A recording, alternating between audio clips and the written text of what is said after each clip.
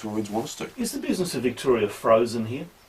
Well, I think this government's frozen. No, but what about the fact that Parliament's not sitting? Does it matter?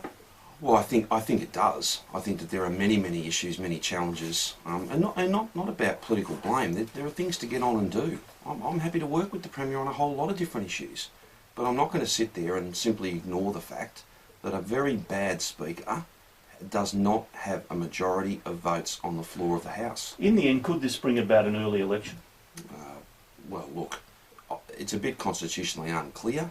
Mr Shaw supports Denis Napthine's government.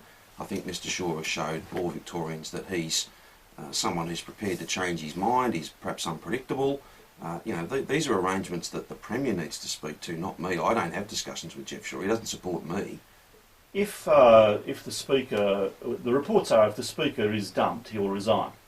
Well, you'd have to ask the Speaker about that. Yeah, I know, but what's he hold his seat by? I think it's a 12 or 13% margin. So you're not going to win it?